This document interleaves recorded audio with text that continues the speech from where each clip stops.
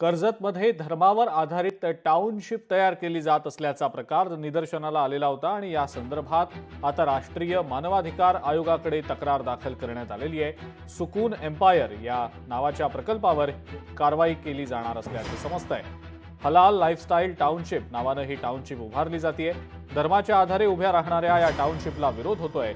सरकारला 2 आठवड्यात अहवाल सादर करण्याचे आदेश दिले गेलेत।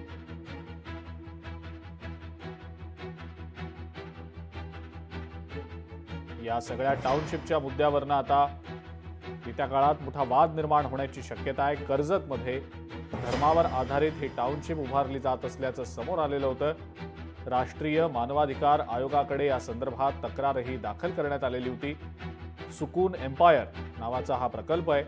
हलाल लाईफस्टाईल टाउनशिप नावानं ही टाउनशिप आहे आणि या संदर्भात आता सरकारला 2 आठवड्यात अहवाल सादर करण्याचे आदेश दिले गेले।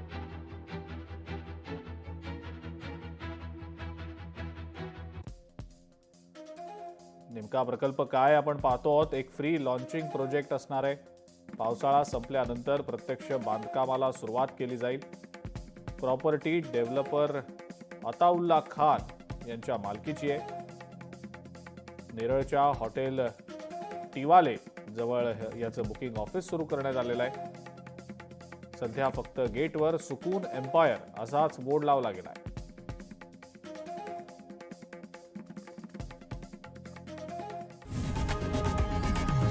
लोकशाही मराठी ऐका, पहा, जागरूक रहा।